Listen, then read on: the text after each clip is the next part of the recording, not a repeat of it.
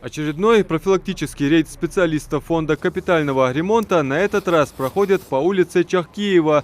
Под вниманием 40-й дом. Он сдан в эксплуатацию в 2017 году. Квартиры раскуплены, а вот с оплатой в счет будущей реконструкции объекта никто из жильцов не торопится.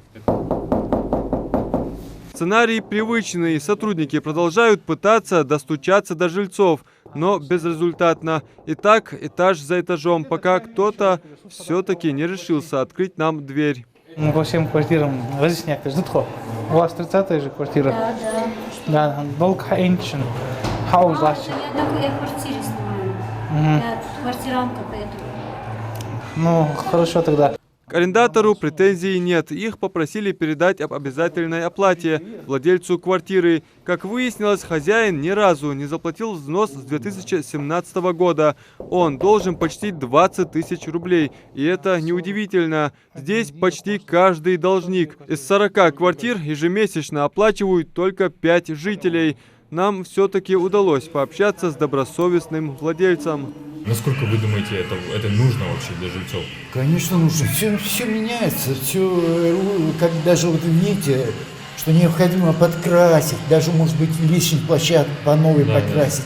Я это все уже когда встречал, живя в другом городе. Там действительно деньги работают. Видно, что содержится дом красиво. Сотрудники фонда повторяют, что многие могут снизить сумму по взносам. Так, пожилые люди, которым от 70 до 80 лет, могут законно платить лишь половину от общей суммы, а те, кому более 80, и вовсе освобождаются от уплаты.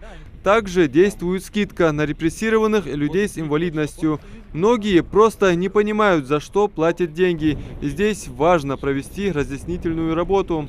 Вот статьей 169 жилищного кодекса утверждены виды работ, которые обязательны к выполнению при реализации программы капитального ремонта. То есть это ремонт фасада, ремонт подвала, ремонт крыши, ремонт инженерных систем, ремонт фундамента и, если имеется, ремонт лифтового оборудования. То есть эти 6 обязательных видов работ, которые должны быть выполнены до конца региональной программы. Каждый из видов работ он будет выполнен до 2043 года. У нас программа принята с 2013 по 2043 год, и все квартирные дома, которые включены в программу, они разбиты по годам и видам работ. То есть каждый квартирный дом имеет свой срок проведения капитального ремонта и также обозначен вид ремонта.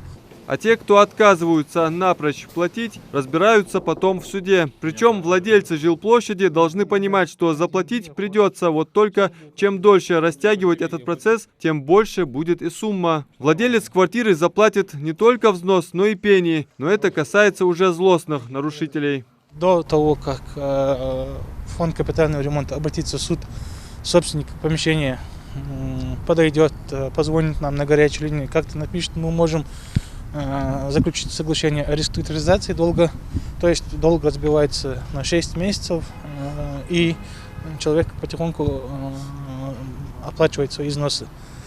И помимо разбивки долга, у него есть еще обязанность по ежемесячным сборам.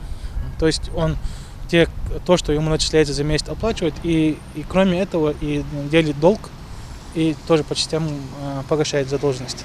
Сейчас тариф за капитальный ремонт составляет 6 рублей 30 копеек за 1 квадратный метр. На эти средства могут провести 6 видов работ по мере необходимости. В республике за эти услуги платят только 30% жильцов. Адам Мережков, Адам Гулоев, Асхаб Белакиев, Новости 24.